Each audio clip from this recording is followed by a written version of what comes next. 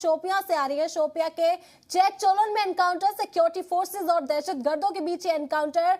शोपियां में 2 से 3 दहशतगर्दों के छिपे होने का इम्कान और सिक्योरिटी फोर्सेस ने पूरे इलाके को मुहासरे में लिया।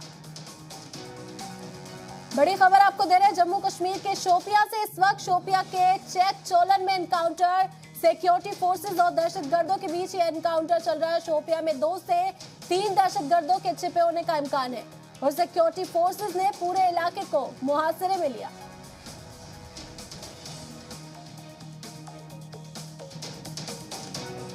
जम्मू कश्मीर के शोपियां से इस वक्त की बड़ी खबर आपको दे रहे हैं। चेक चोलन में एनकाउंटर, सिक्योरिटी फोर्सेस और दहशतगर्दों के बीच एनकाउंटर। शोपियां में 2 से 3 दहशतगर्दों के छिपे होने का इम्कान है और सिक्योरिटी फोर्सेस ने पूरे इलाके को मुहासरे में लिया है। और इस पर तफसीली मालूमात देने के लिए हमारे नुमाइंदा दाऊद इस वक्त हमारे साथ जुड़ गए। दाऊद नायक का रुख करेंगे, आपसे जानना चाहेंगे क्या सूरत हाल है इस वक्त।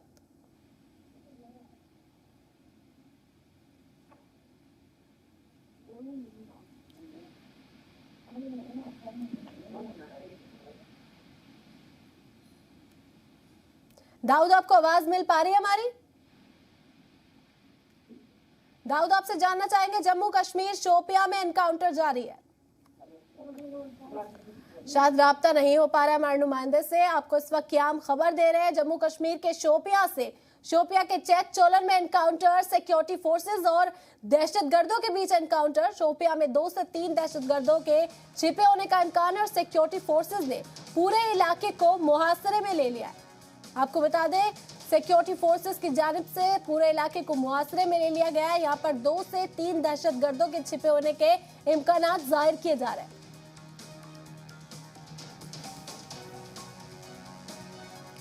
बड़ी खबर आपको दे रहे हैं जम्मू कश्मीर के शोपियां से। इस वक्त 2 से 3 दहशतगर्दों के छिपे होने की यहाँ पर खबर है। शोपियां के चेक चोलन में एनकाउंटर जारी। सिक्योरिटी फोर्सेस की जानिब से उन्हें खबर मिली कि 2 से 3 दहशतगर्दों के छिपे होने के इम्कान यहाँ जाहिर किए जा रहे थे, जिसके बाद सिक्योरिटी फोर्सेस ने पूरे इलाके को मुहासरे में लिया है।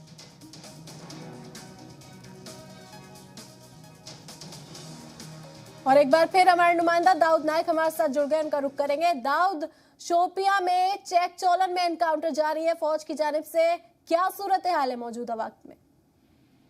जी हम बिल्कुल, मैं आपको बता दूं, जिस तरीके से कल रात 34 RR को एक स्पेसिफिक इनपुट मिली है कि चलन इलाके में मिलिटेंट की मौजूदगी है, तो रात देर गए 34 RR ने वहां पे अपना कॉर्डन लगाया और ही फजर वक्त के बाद उन्होंने तलाशी अभियान चलाया। तो उनके कंटैक्ट मिलिटेंट के साथ होता है, तो इस तरीके से दोनों तरफ गोलियों का तबादला शुरू हो जाता है। और फिलहाल मैं अगर इस वक्त की बात करता हूँ, अभी भी चलन शोपियां में रुक के फायरिंग जारी है और हमारे सोर्सेज के मुताबिक इस तफादम आराई में 2 से लेकर 3 मिलिटेंट जिनका ताल्लुक लश्कर तैयबा और TRF से है वो फंसे हुए हैं। फिलहाल किसी भी तरह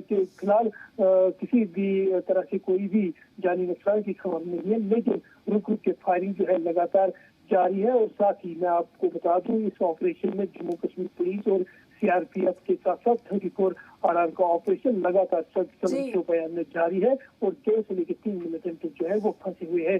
फिलहाल ये तफादम क्या रुख लेगी वो आने वाले वक्त में पता चलेगा।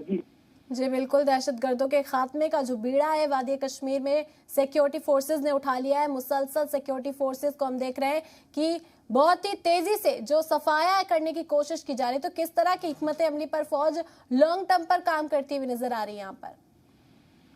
जी बिल्कुल, आप देख सकते हो कि अगर हम आज के ऑपरेशन की बात करते हैं, अब फौज जो है अपने ऑपरेशन जो है बड़े प्रोफेशनल तरीके से चलाती है। जिस तरीके से मैंने आपको ये बताया कि कल रात कोई फौज ने वहाँ पे कोऑर्डिनेशन के ऑपरेशन चलाया, लेकिन फौज को किसी तरह का जानी नुकसान न हो, उन्होंने कॉर्डन को इंटैक्ट करके रखा, कोई सर्च ऑपरेशन नहीं चलाया। और जो आज सवेरे सूरज की किरणें आई तो उन्होंने अपना सर्च ऑपरेशन चलाया। तो इससे एक बात साफ जाहिर होती है कि फौज जो है वो अपने ऑपरेशन जो है बड़े प्रोफेशनल तरीके से चला रही है। और यही वो वजह है कि जितने भी तसादुम आराई होती है जनूबी कश्मीर के जिला शोपियां में, वहाँ पे फौज को कम से कम नुकसान देखने को उठाने को मिल पाता है। जी दाऊद, हमने देखा कि जो दहशतगर्द हैं वो मुसलसल टेक्निकल इक्विपमेंट्स का भी इस्तेमाल करते हुए नजर आ रहे हैं। टेक्नोलॉजी का इस्तेमाल कर जो निशाना बनाने की कोशिश करते हैं वो सिक्योरिटी फोर्सेस को, तो हमारी जानिब से किस तरह के कदम उठाए जा रहे हैं फौज की जानिब से? क्योंकि कहा गया था पहले ड्रोन्स का इस्तेमाल किया जाएगा, मुसलसल चौकसी बढ़ती जाएगी, तो किस तरह से जो इजाफा है फौज की जानिब से टेक्नोलॉजिकल चीजों का किस तरह से किया जा रहा है? जी बिल्कुल, आपने वजह फरमाया। वक्त गुजरने के साथ साथ जो हमारे फौज एंटी मिलिटेंट ऑपरेशन चलाते हैं वो भी टेक्नोलॉजी का इस्तेमाल करते हैं। जिस तरीके से आपने ड्रोन की बात की या हम मोबाइल लोकेशन या इंटरनेट साइबर लोकेटर की बात करते हैं, वो भी फौज जो है अच्छे तरीके से यूज में लाती है और पिछले कई सालों से इस्तेमाल करती हुई नजर आई है। और यही वजह है एक वक्त जहाँ जनूबी कश्मीर के जिला शोपियां पुलवामा में 250 के करीब मिलिटेंट थे, आज इसी पुलवामा और शोपियां में 1% से शायद मिलिटेंट नहीं है। तो कुल मिला के फौज भी वक्त के साथ साथ अपने ऑपरेशन जो है एडवांस और मॉडर्न तरीके से चलाती है। और यही वजह है कि फौज को हमेशा अपनी टेक्निक की वजह से सफलताएं मिलती हुई नजर आती है। जी बिल्कुल, यहाँ देखने को मिल रहा है कि फौज मुसलसल एक्टिव है और दहशतगर्दों के सफाई का जो बीड़ा है वो फौज ने उठा रखा है। बहुत बहुत शुक्रिया दाऊद तमाम मालूमात हम तक पहुंचाने के लिए आपका। और बढ़ते खबरों में आगे, वादी में शदीद बर्फबारी कश्मीर की खूबसूरती में चार चांद लगा रही है। गुलमर्ग बर्फ की सफेद चादर से ढका हुआ है, घाटी सयाहों से गुलजार है।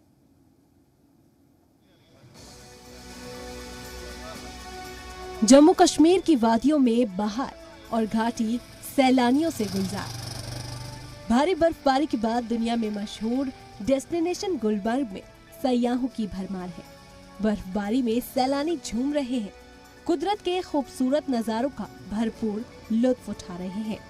गुलमर्ग में गोंडोला की सवारी का भी सैलानी मजा ले रहे हैं। ये एशिया का सबसे ऊंचा और सबसे लंबा रोपवे है। मुगल रोड में बर्फबारी के बाद मौसम सुहाना हो गया है। जहां तक नजर दौड़ाइए हर तरफ सिर्फ कुदरत का शानदार नजारा है। तनमर्ग में भी बर्फबारी की तस्वीर मन मोह लेने वाली है। सैलानी यहां भरपूर मजा उठा रहे हैं। हिमाचल प्रदेश के चंबा में तेज बारिश और बर्फबारी के बाद मौसम एकदम से बदल गया। बर्फबारी के चलते चंबा शीतलहर की चपेट में है। चूड़धार की चोटियों ने बर्फ की चादर ओढ़ रखी है। सर्द लहर बढ़ने से लोग घरों में दुबकने को मजबूर है। ब्यूरो रिपोर्ट, जी मीडिया। जम्मू कश्मीर में दिन ब दिन सर्दी की शिद्दत में इजाफा हो रहा है। इस दौरान जम्मू कश्मीर समेत लद्दाख में रात के दर्जाए हरारत में खासा कमी आई और कस्बा दराज सबसे सर्द तरीन इलाका रहा। इस दौरान कस्बा दराज -18.4 दर्जा हरारत के साथ सबसे सर्द तरीन इलाका दर्ज किया गया। वहीं लेह में -12.1 और कारगिल में -9.6 दर्ज किया गया। इस मौके पर महकमा मौसमियात के अहलकारों ने बताया कि पहलगाम में -4.8 और गुलमर्ग में -7.0 दर्जाए हरारत दर्ज किया गया। वहीं श्रीनगर में दर्जाए हरारत -1.4 दर्ज किया गया। इसी के साथ श्रीनगर में यह सीजन की सबसे सर्द रात थी।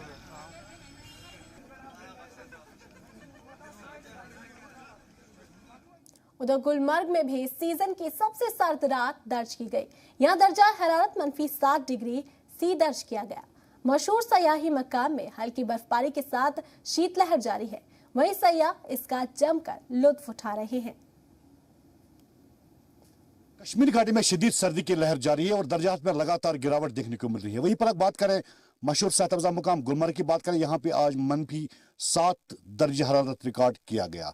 इस तरह से लगातार यहाँ पे हल्की बर्फबारी होने के साथ ही यहाँ पे दर्जात में गिरावट देखने को मिल रही है। अगर जो चले कलान में अभी काफी समय बाकी है, लेकिन चले कलान से पहले यहाँ पे चले कलान ने अपने तेवर दिखा दिए। बेसागर जी। वादी में शदीद बर्फबारी के सबब तारीखी मुगल रोड ट्रैफिक के लिए बंद रहा।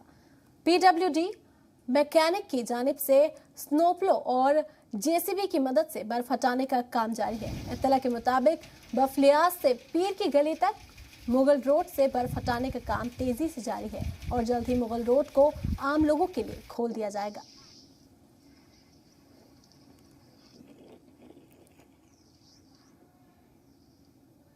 बर्फबारी के बाद सर्दी में इजाफे ने लोगों की मुश्किलात में इजाफा कर दिया है। बिजली के हीटर और दीगर इक्विपमेंट्स के इस्तेमाल की वजह से पावर लोड भी बढ़ा है और कई मकामात पर पावर कट का सामना करना पड़ रहा है। बिजली सप्लाई मुतासिर होने से लोग परेशान हैं। दूसरी तरफ KPDCL ने मीटर लगे इलाकों में 1.5 घंटे और मीटर ना लगे इलाकों में 3 घंटे बिजली कटौती का ऐलान किया है।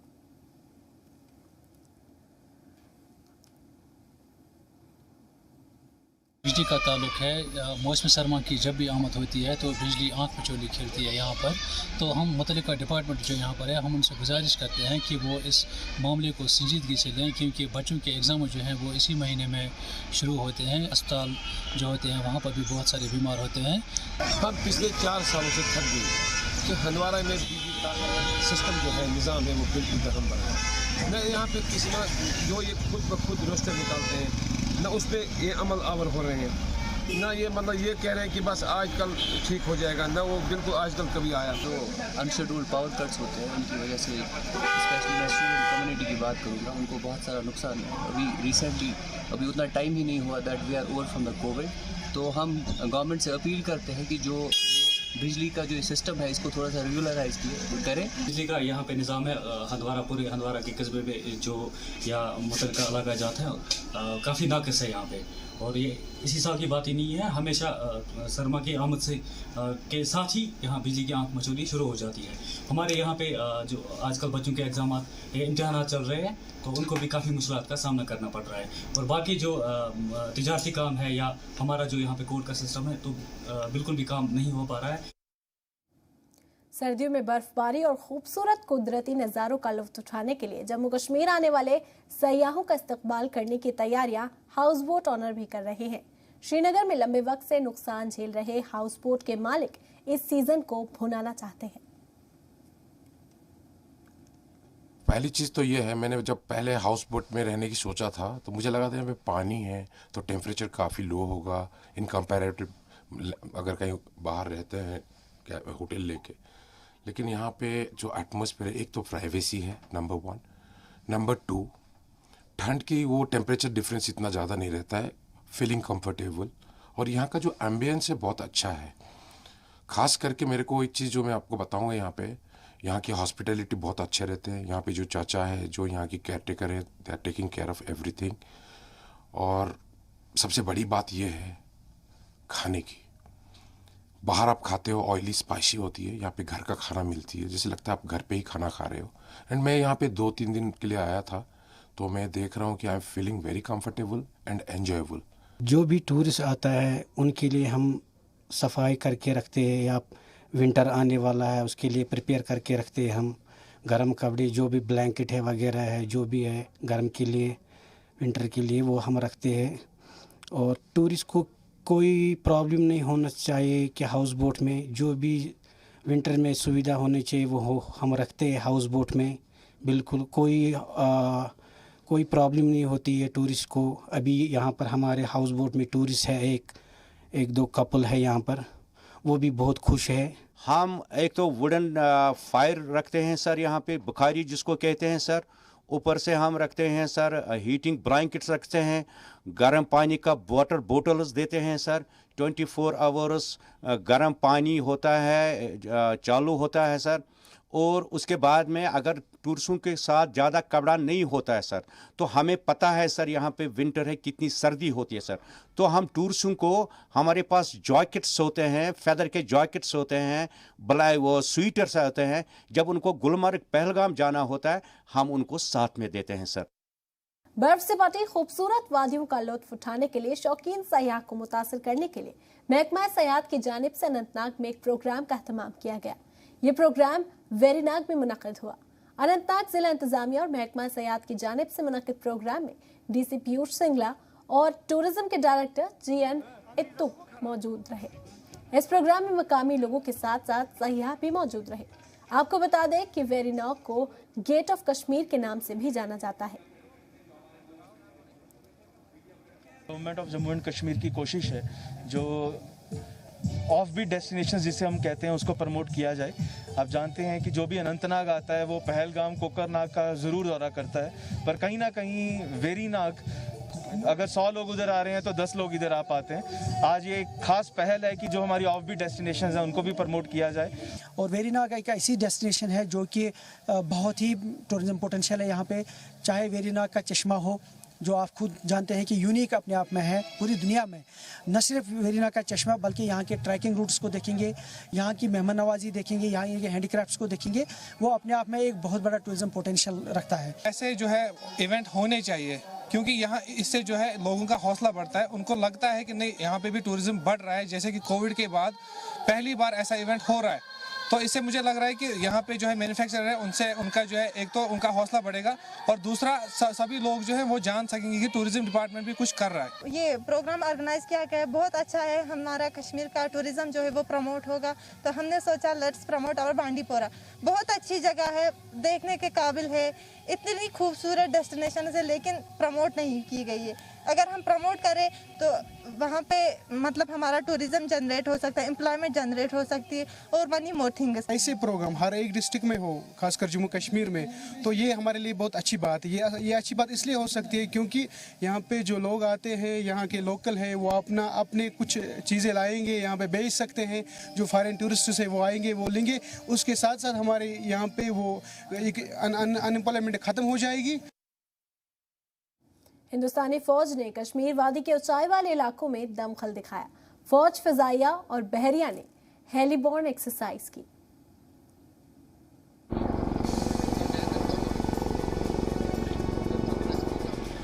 कश्मीर की वादियों में हेलीकॉप्टर की ये गूंज सरहद पार के दुश्मनों को हिंदुस्तानी फौज की हुंकार है।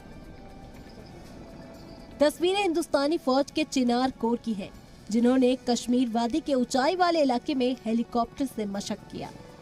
इनमें हिंदुस्तानी फौज के 3 अंग फौज, फिजाइया और बहरिया ने हिस्सा लिया और अपनी ताकत का मुजाहिरा किया।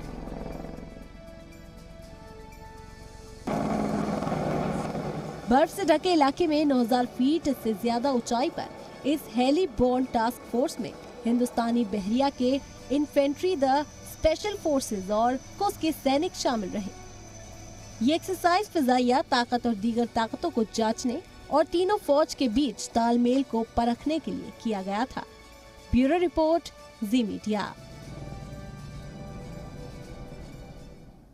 और अब बात ओमिक्रॉन के खिलाफ लड़ाई की करते हैं।